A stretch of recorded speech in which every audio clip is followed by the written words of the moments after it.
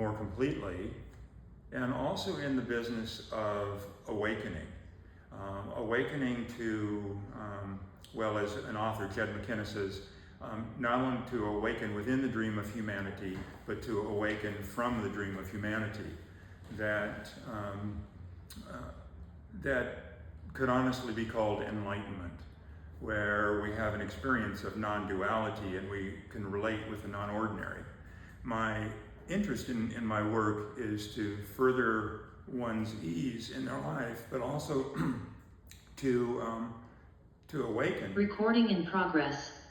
To awaken and go to this level of process where we no longer think from here necessarily. We are guided by a more essential aspect of ourselves, and then with that direction we use what we know here to carry on in our lives. So that's the intent. The first one of these I did middle November. I spoke of love and power as singularity, and it's an experience I have, but it's experiential. I have no idea how to articulate what that is exactly, and there are experiences we're to have in life, and we're to have the experience, and the experience is sufficient. There are other things we're here to experience and then talk about or express from. And so this workshop is kind of the beginning or entree into this Love and Power series that will become a workshop under the title of Stephen Victor's Playbook for Life, that will both occur online and in person, with the sole intent of personal spiritual evolution and furthering one's ease in day-to-day life. So thank you for being here. And if you will, I'm going to ask you to go through a brief process. It's one that I typically have used when I do public workshops and things like that. So feel free to either sit or stand, and if you're sitting, at least for these moments, put your feet flat on the floor. And if you can, bring yourself into your body. And as a yoga teacher, a friend of mine used to say, feel the 4 points of your feet, the 4 corners. So your feet so you're connected to the floor, AKA the earth. And I'd like you to begin showering, if you will, with light, refined energy. Now this is a common practice around the planet, and I'd like you to shower not only through the top of your head and the interior of your body, but you have a field of energy surrounding your body that's as much you as your corporeal self. And I'd like you to shower that light, refined energy down through the interior of yourself, your body, and also around your body, and let heaviness and cloudiness drop away. Just letting it go, and letting it drop to the earth, to the floor, to the earth as compost. And bringing your attention, if you will, to the energy on the right side of your body. And then bring your attention to the energy on the left side of your body. And simply allow those energies on the right side to balance with the left, and on the left side to balance with the right. And be aware of the energy behind your back, behind your body, and the energy in front of your body. Allow them to balance.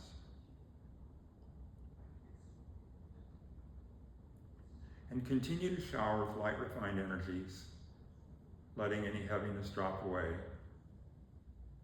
And the invitation is to recognize you're here now, and allow your thoughts, if you have any, simply be here.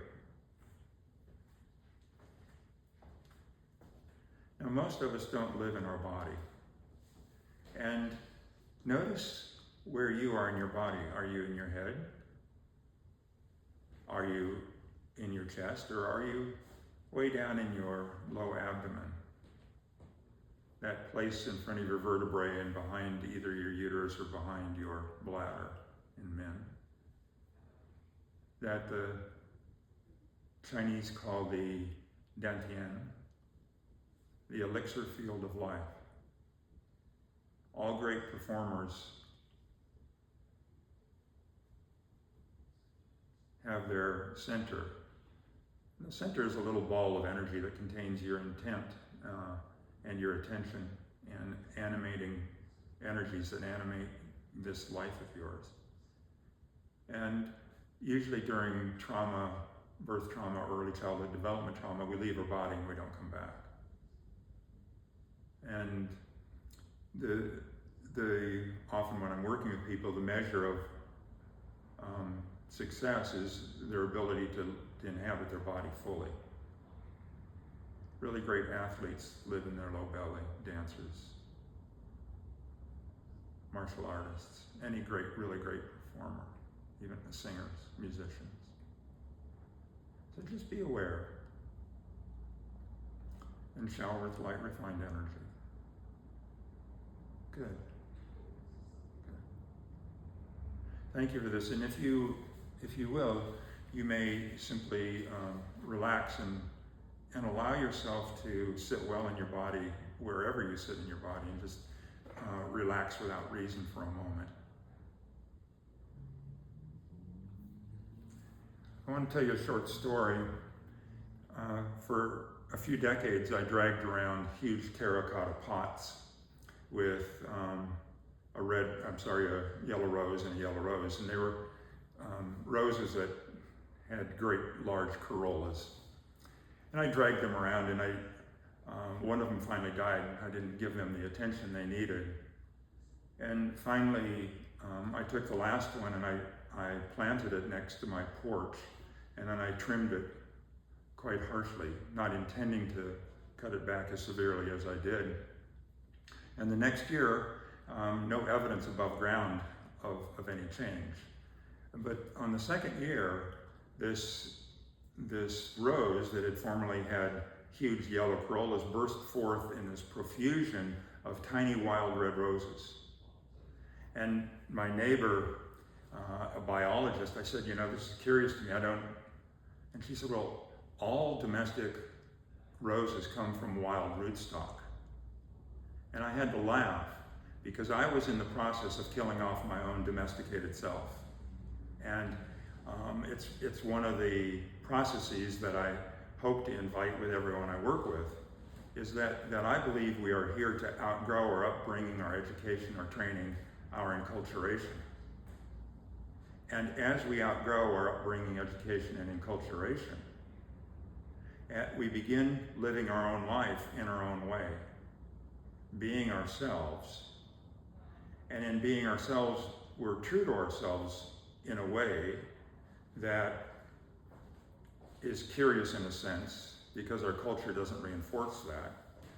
And the culture that we're to live out is the culture that ensues from being ourselves, living our own life in our own way. Not at odds with others, but side by side as we move through life. And being well in ourselves, irrespective of what's going on around us. And being well in ourselves, there's something that ensues when we're truly living our own life, and our issues are relatively manageable, or the big ones are resolved. There's a process that ensues naturally, is that we begin to love ourselves completely, or more completely than we have at other times. And out of that self-love becomes a relationship with personal agency or power that is uncommon. And the endeavor to live your own life in your own way requires some personal agency. Because the thing about agency is this capability to take action to give us desired results.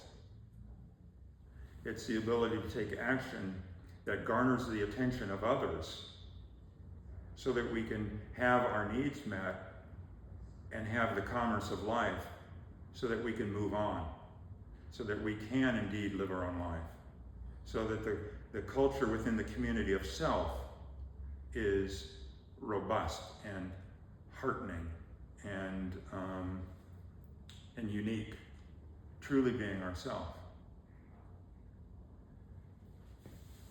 Conflict is inevitable in our lives.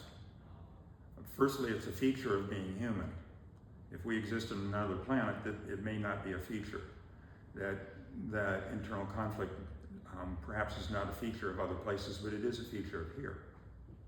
And it's also a consequence of having toward and away from values. There are things that we eschew and we want to get away from and never experience again.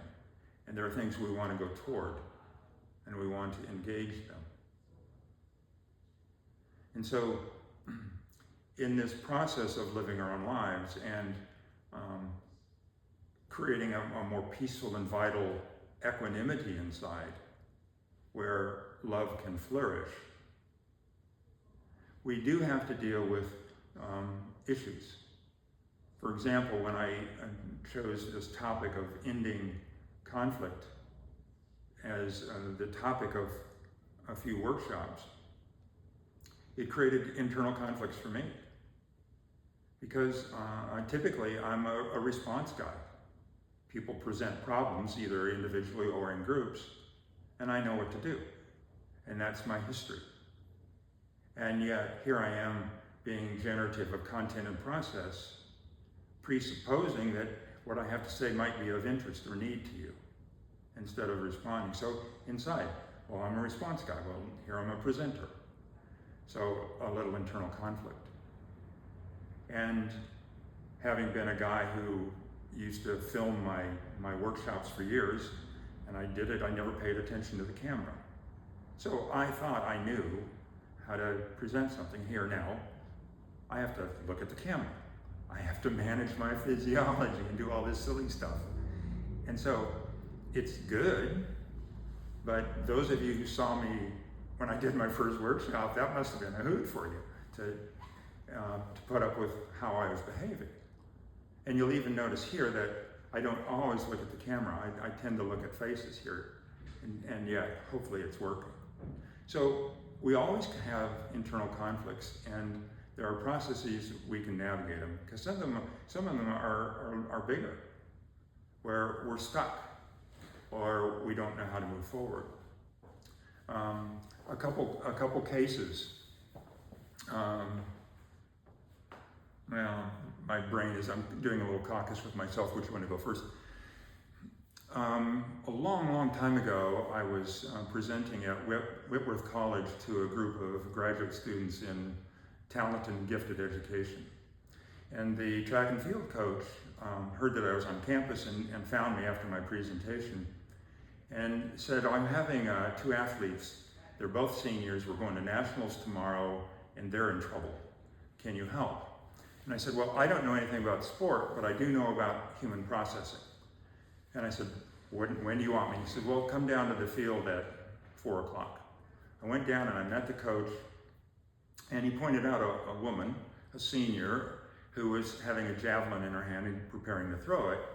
And I said, what's up with her? And he said, well, she's not holding her wrist correctly. And formerly, she's done it really well.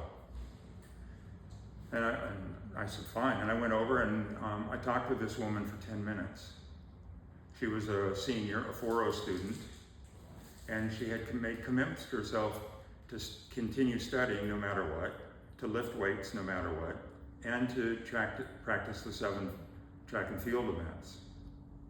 And what had occurred is she hadn't realized that she made an agreement in herself to do all of those things daily. But she couldn't get to the weight room, so she wasn't lifting weights. And she was out of agreement with herself. And there was an internal conflict, and she wasn't cognizant what the issue was, nor how to navigate it. So we just renegotiated, honoring the positive intention of each one of those commitments to the track and field, to the weights, and to the studies. And navigated that literally within 10 minutes, and I walked away and the coach directed me to the hammer thrower. Now, I don't remember the drama there, but the next evening, the coach called and said, well, our heptapathy, easy for me to say, that woman had 3 new personal records, and one of them was with a javelin, and the hammer thrower did beautifully.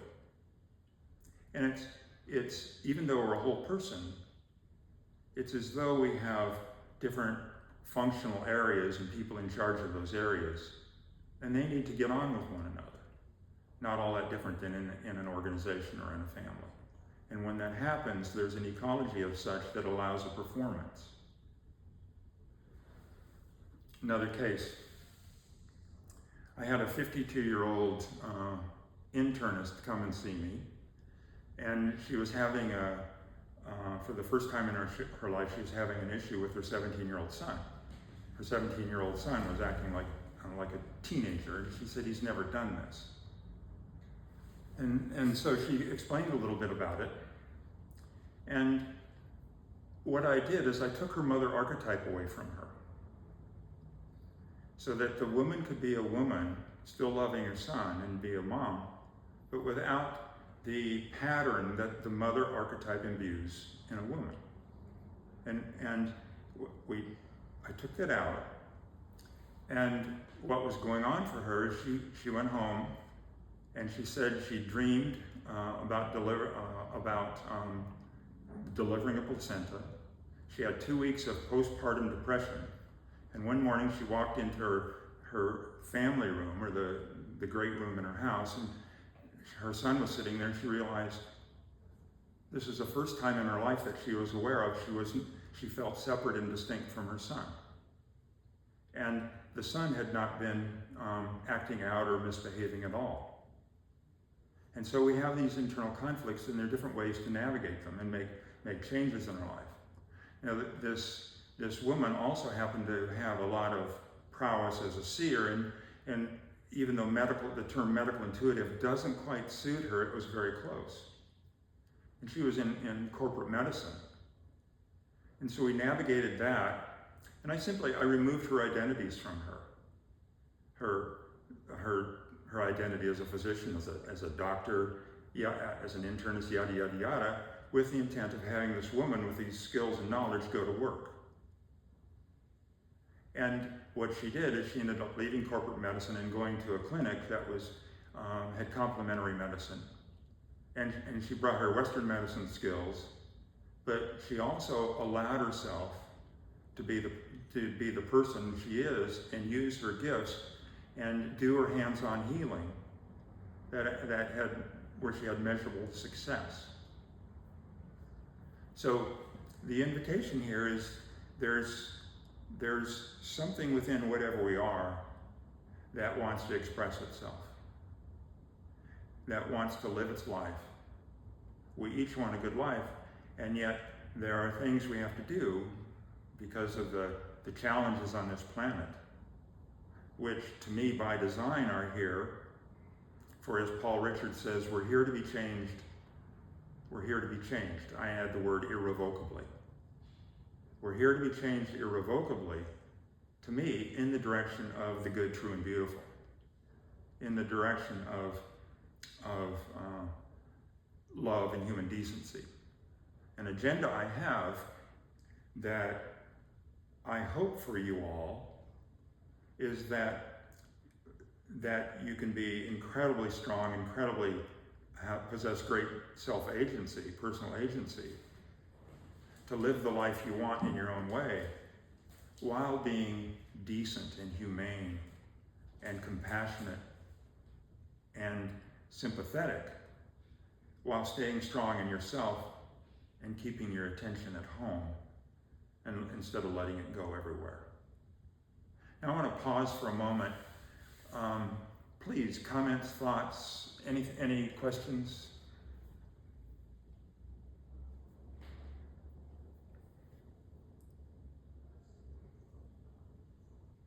Okay then, is this an invitation for me? Question about the story about the internets. You mentioned the identities. So is that are the identities, say like the physician identity, the mother identity, removing that, is that because it was limiting her authentic self, and then is that pretty common for everyone else as well? It's common for all of us. The identities we assign ourselves based on our role or our profession or how we see ourselves, they are profoundly limiting. Let me see if I can give you the experience. I'm a mentor, I'm a teacher, I'm a consultant, I'm a seer, I'm a husband, I'm all these things. I'm a veteran, yada, yada, yada. And so I'd like you to read Stephen Victor right now. So send your attention and touch my field, and then withdraw your attention. I can feel you, you're doing it. I can't tell you who's, but I can feel. Now, take your attention back. Somebody sent part of themselves here, so make sure you pull yourself back to your... Somebody's staying here. So you read me. Now, let me clear my identities and see whether you can experience the difference. So give me 1 second. I'm going to tick them off, so just give me a second.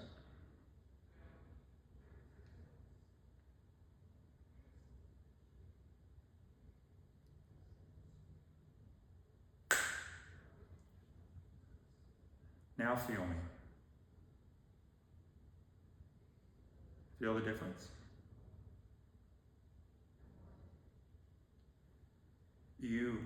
I see that some of you are detecting the difference. It's subtle, but it's actual. And it makes a difference.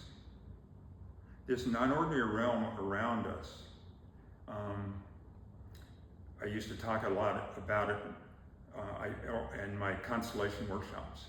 It is real. Although I call it a non-ordinary field, all these different realms, they're very real and they're as ordinary as anything.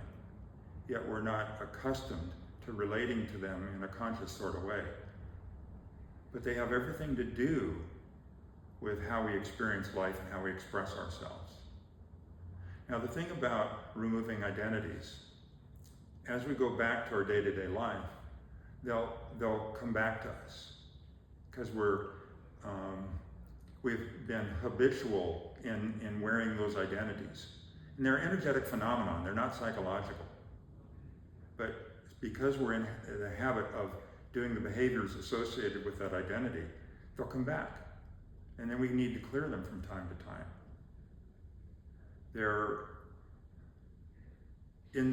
When we awaken from the dream of humanity and truly enlightened, there are periods where we're totally free of any of that because we don't identify with being human. We recognize that guy or that woman. But that's later. But then they come back as we engage life again. So, Eric, the thing about the mother identity, there's a slight distinction. I removed her mother archetype.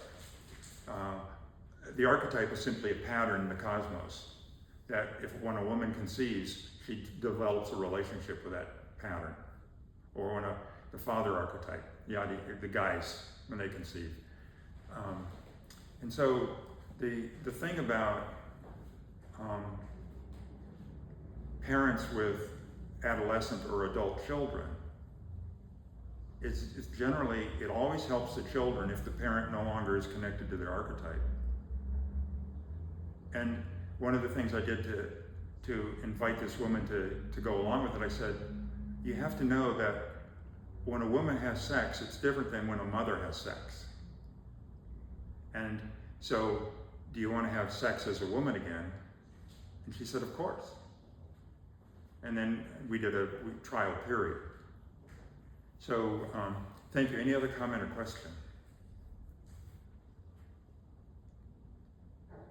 Hi, Stephen. Yes, please. Hi. Hi. I apologize to everybody if I sound unwell because I am. But I had a question about when you were talking about commitments and, if you will, contracts sort of being made, like the example you gave of this woman in track and field where she committed to being in the gym every day and so forth, but was unable to do so. How do we know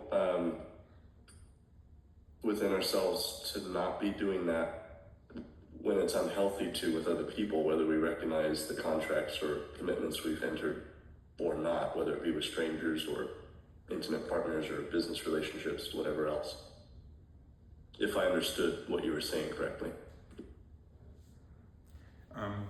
Pardon me, would you be a little precise and direct with your question, please?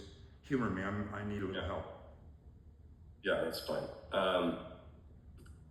I was relating to the story you gave with maybe personal interests I've had with romantic partners in the past that I don't know have been, solidified with them, even though they're no longer in my life, or experiences, whether traumatic or not, with family members, or things that have happened that maybe when I was really young, for instance, that could have been a commitment at that time with a parent or a guardian or something that maybe is still existent in my life today. How would I delineate and know, oh, this is unhealthy, that is, and even that it happened at all, or where to dissect that? Because you were able to see that within this woman, but she obviously was unaware of that energetic commitment that she made.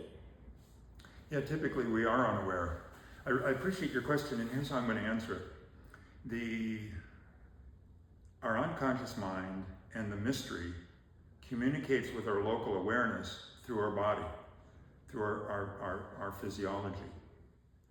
For example, if I'm experiencing some kind of physiological distress, or I injure myself, or I have pain, or somebody gets sick and has an illness, those are invitations from either the unconscious mind or the mystery and the more essential aspects of ourselves to get our attention and say, hey buddy, wake up, attend to me. I have something that I need or want from you.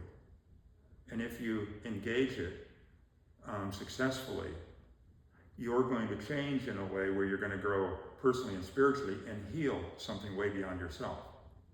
In my family constellations, for example, when someone does a healing of an issue in themselves, it heals the ancestry and the progeny. And it's a done deal, and it's evident. And so, Jacob, in this question, we don't know until the problem presents. And then, I'm going to address this part to men. Firstly, if a man is astute enough, he'll get some help. Women typically will do that as a generalization. But guys, we think, I can handle this on my own. And there are things we can do on our own, but often we can't. So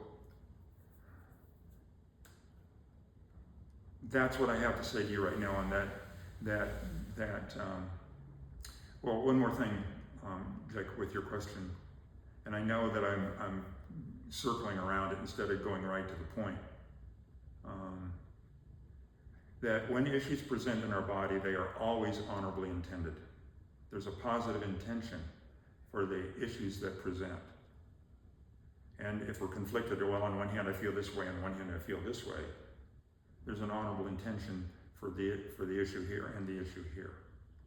And then we'll go through this next time or the time after. We'll go through this process of chunking, of finding the positive intent. Because when we have a conflict, on one hand I'm this way, one hand I'm this way, they're complementary intents. And what we want to do is find the common. And then the solution is over, the issue is over. One more question or comment before I carry on.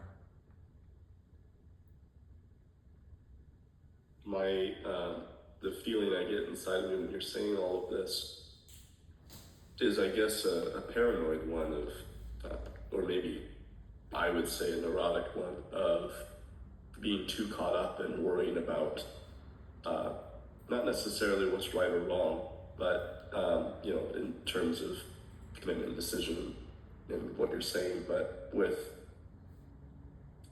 regards to how to and the best way to move forward with things, because I don't feel like those types of models are well in place or have been taught at all in our society, and so it's difficult to find. And maybe, as you mentioned, especially for men too, you need to reach out for help for certain things, or need to discover certain things within and about yourself that are happening, and maybe you can perceive the one or the other or multiple different honorable intents that are there, but to work through them can be a challenge, with or without, I imagine, traumatic events in the past, but especially with around decision making or around healthy comportment and self-agency and all of that. So what would be your recommendation generally, outside of obviously being able to have the opportunity to be here in this space or work with someone like yourself or Paul or others? What would be your recommendation to developing that healthy comportment, to know energetically and physically and otherwise, to know how to work with those things that are happening, if that's specific enough?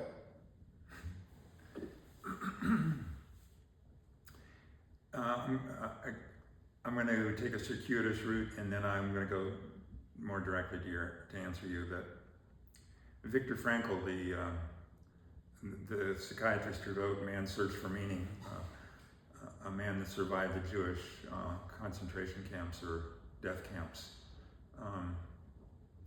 who later wrote a book on Man's Search for Meaning, but he made a comment about the preamble to the U.S. Declaration of Independence, specifically the line, and the pursuit of happiness. He said, the Americans have it wrong. You cannot pursue happiness. Happiness ensues. And to me, that I think that's true for everything. We cannot pursue anything directly. What we want ensues from doing something different. So, Jacob, to answer you more specifically, start with learning how to meditate. Start with doing things that honestly interest you, and doing things where, in addition, that interest you, where you can relax. And one of the most direct and first things you can do to relax is begin managing where you deploy your attention. Attention is a word that's being used a lot, particularly because of social media and all the various news and information available on YouTube, and that everyone who wants to sell a product, anyone who wants to sell a service, is doing everything they can to garner your attention. I'm in that business too. I want your attention if I have a service and product to deliver. And yet, anything where we let our thoughts go, where we have an emotional response, our attention is a bit like a herd of cats. It's curious, and it goes anywhere where we have some emotional attachment, either enthusiastic excitement, lust, or to cringe, where we cringe and are fearful. We need to bring our attention home. 15 years ago, people start to ask me, how do I do this? I'd say, stop watching the news. Throw away your television. Yada, yada, yada. Well, we're not going to do all those things with social media, but bring your attention home. Bring it, and the way you begin doing that is begin detecting your thoughts. What are your patterns of thought? What are you attending to? Also become aware of what triggers your emotional responses. And as you track your thoughts and your emotional response, just thank you, and I'm bringing my attention here now. Thank you, and I'm bringing my attention home. Thank you, I'm going to think about this now. And there, for a while in my life, I would recite a line of poetry to myself. And that would redirect my attention. And the great thing about poetry is the images are precise. So I would have an internal auditory experience, but I'd also have an internal visual experience because the poetry provided the images. Bring my attention here. And I have a good enough relationship with myself. Often I just say, stop that. And I just cut myself off really sharply. I couldn't do that years ago because I didn't have a good enough relationship with myself. There are just a lot of means. So we can't pursue something directly, but we can do things, and the consequence of which is what we want ensues. And the other thing about we men not seeking help, we have to understand that we can still be strong and masculine and a protector, and still garner respect in the world, even if we ask for help. The number one concern of a man is feeling disrespected, where number one concern for a woman generally is feeling afraid of being hurt, energetically, psychologically, or physically. There's this territory we navigate. And so there's an analogy, the physicians I worked with in America, the docs, their number one fear is losing respect of their colleagues. Women docs are slightly different. They don't have that quite as strong, but it's there. Because they have to be strong around their male colleagues. But anyway, I went on. Are there any other questions before I go into a little further with this?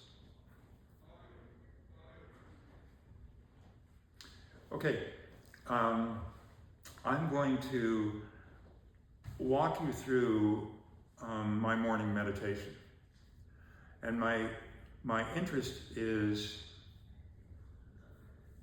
not so much you know what Stephen Dick does in his active meditation, but so that you have an example or a model that you can then deviate from and create your own form of meditation, unless you, in addition to whatever practice. So, if you will, and by the way, this meditation is active, and it's a hybrid of Andean mysticism, Sente energetics,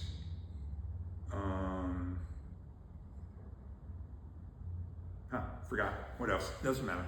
So, if you will, you may sit and again, if you can, I'm going to just do my meditation aloud, and you follow along any way that you want. And my eyes will be closed or open, I don't know yet. So I sit in a way that my body can be comfortable. And the first invitation is I say I'm sitting well in my body, relaxing for no reason. I am. And even though I'm saying this aloud, the I am there's a vertical that runs up through me, and the I am is kind of a resonance that moves up and down that vertical. I am. I am. It's a qualitatively different experience when I say out loud, but I am. And then I begin showering with light, refined energy.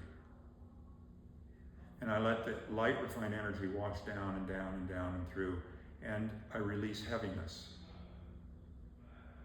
I'm releasing heavy energy, showering with light, refined energy, releasing heavy energy, letting the heavy energies go to the earth as compost. And then through my throat, I release heavy energy to the wind, and I imagine the wind blowing through my throat. and I release my heavy energy to the wind. And then from my heart, I release heavy energy to the sun. And from my belly, I release heavy energy to the earth. And then from the bottom of my coccyx, I release heavy energy to atmospheric and surface water.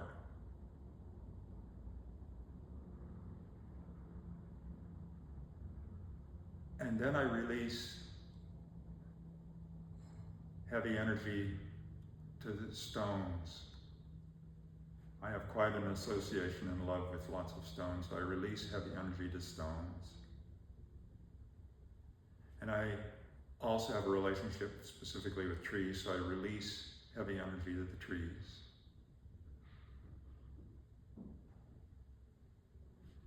And I release heavy energies to the South China Sea. It's personal to me. You can release it to any body of water on the planet you want. And I release heavy energy to a particular mountain up in Washington State, and also to Mount Shasta and to a mountain in Peru. And as I do this, I experience the changes in my body. And I continue to shower with light, refined energy, releasing heavy energy. And now I ask for the light, refined energy of the wind, and I feel it in my throat.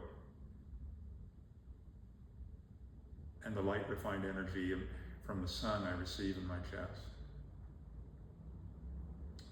And the light, refined energy of the planet.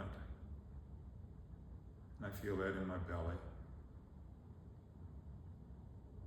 And then I get the light, refined energy of the atmospheric and surface water. And the energy of the stones, the light, refined energy of the stones. And the trees. And of course, there are individual stones and individual trees I relate with.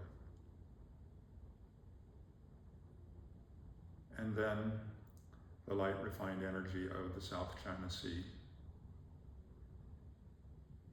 and that of my mountains.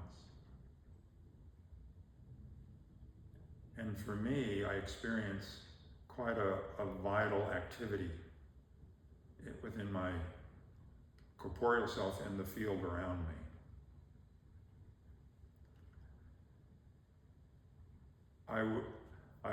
I then do one of two processes, and the one I'll do with you now is I invite my navel area of my body to open, what the people in the Andes call the Cusco. I open that, and I give my spiritual stomach a direct command to eat the heavy energies of my body and my bubble, and to digest them, and to discharge them to the earth. And as that occurs, I feel, I'll move my hand up here, but it's actually across my navel area, that there's a qualitative difference. There's an energy rising that's light, and an energy that's heavy that goes down the rest of my pelvis and hips and out my legs. And in my legs it's denser and slower moving, and it's light and refined, it lifts. It's just an energetic ecology cleaning piece.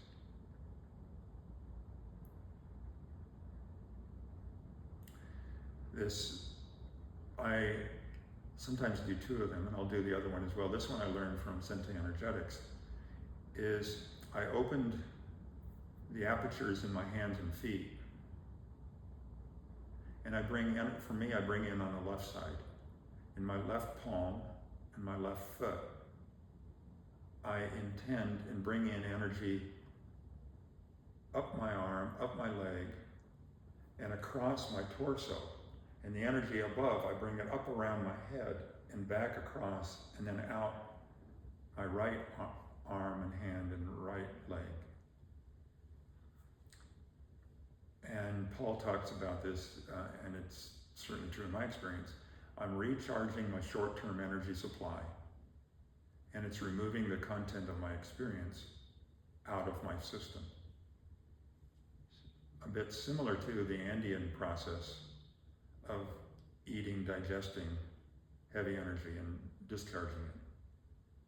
But this one also has the added benefit of recharging a short-term supply. And at this stage, internally to myself, I have been often repeating I am, but it's not an auditory process, it's just an isness. It presents up and down this vertical. And for me, I also say I'm a divine soul completing my tour. And in that process, and now I say yes to the central organizing force of the cosmos. I say yes to essence. I say yes to intent. I say yes to attention. I say yes to energy. I say yes to motion. Yes to non-physical shape. And yes to physical shape. And then I say, I am connected and aligned, coherent. And I've been kissed by the creatrix. And then I acknowledge there's a group of people I work with, and I can see them like I see you, and I acknowledge each one individually. Then I acknowledge the people I channel, and then I acknowledge those beings I follow. None of these people are human. And then I'll go into a piece where I acknowledge the precinct of the planets and the galaxies, and this galaxy, and Earth, with its existence and life, and all its features. And I acknowledge my ancestry, my natal family, my adult family, then some key individuals. Then I shift, and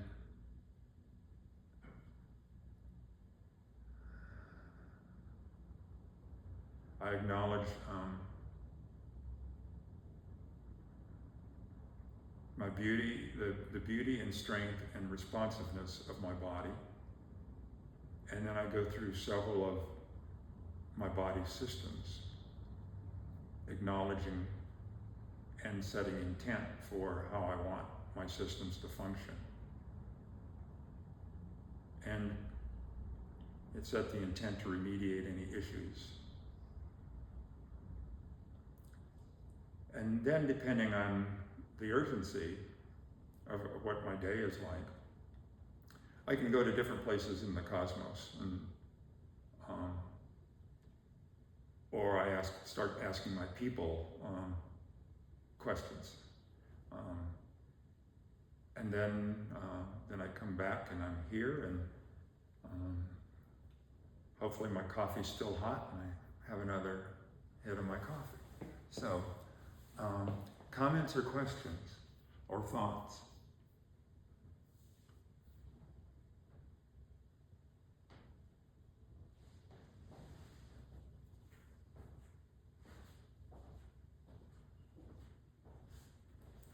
Again,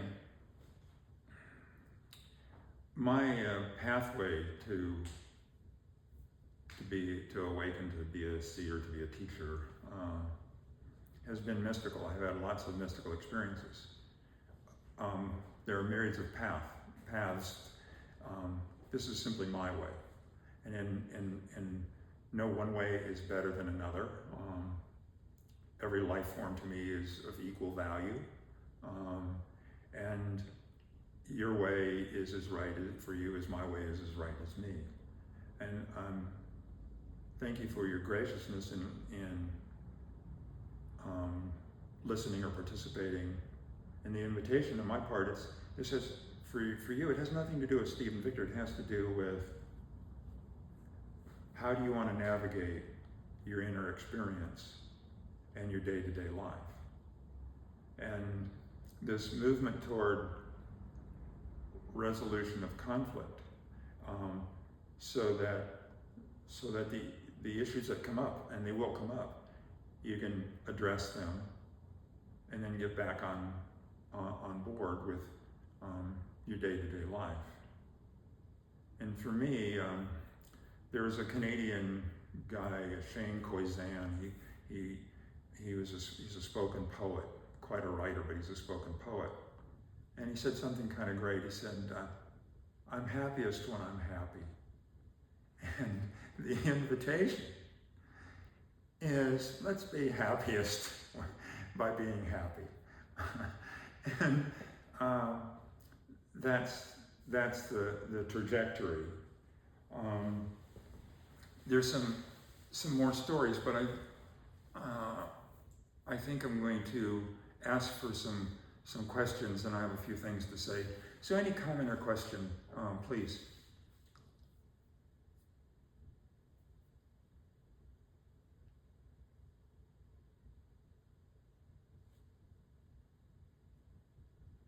Okay, thank you. So, yes, please. Stephen? Yeah. Is happiness for happiness sake, or I'm relating that to how Paul says relax without reason. I'd imagine it's somewhat similar principally, because, if I choose to be in environments that are more difficult because of either love of humanity or interest in perceiving how humanity is working or things are evolving in history, if I want to be intimately a part of that, I'd imagine that happiness or stillness or relax without reason can still be found in those environments, even if I'm physically being directly involved with it or impacted by it too, right? Right. Yeah, I agree with you. So what I intend to do in the upcoming workshops is I want to address more directly how to navigate internal conflict more easily. I'll relate some case studies and then pass on some presuppositions, some assumptions that we don't know whether they're true or not, but if we act as though they are true, they allow us to do things we would not otherwise be able to do. And I'm intent on offering a program late January or sometime in January. And my greater hope is to find some kindreds who would want to participate in this emergence. There's something within me that wants to emerge that has everything to do with wholeness and our spiritual presence and human decency and kindness. And so that's unfolding. I also intend to get as many questions posed to me as possible and start regularly responding to a lot of the questions just in my Facebook posts. So I'm very curious to know your questions. I'm very curious to know what your needs are. And also, if regarding our time together today, I welcome all feedback, any form. My intent and desire is to work with you and others in a way that actually works for each of us. So, and contributes what is needed and wanted, sometimes whether we know we want it or not or need it. So. Anything else before? I'm looking at the clock here. We have 3 more minutes, so something else.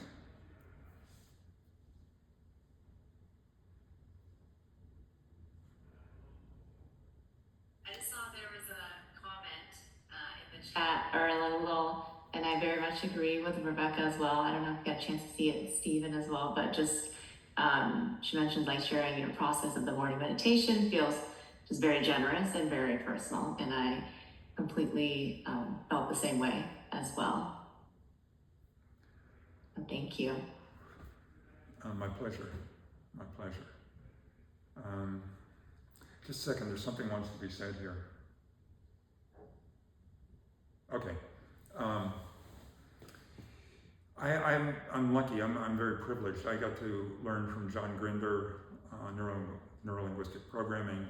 I got to learn constellations from Bert Hellinger, and it seems all along the line I've been with the founders or something, or first generation teachers, and so I'm remembering a moment when in San Francisco when Hellinger closed out one of his workshops by saying, may you know joy irrespective of circumstance. May you know joy irrespective of circumstance. And my immediate response at the time was, how the hell do you do that? And I don't know if I know how to do it now, but I do it more than I ever have. So that's not bad. So appreciate each of you. Thank you for joining. And next week, same time, same place. So be well and take good care. Bye-bye. Yes, I'm just posting the next week, same time, as Stephen said. So if you're all on here today, you don't need to register again.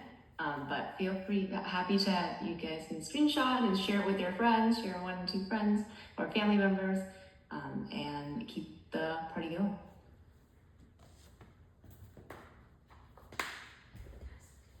It was okay. Did I connect?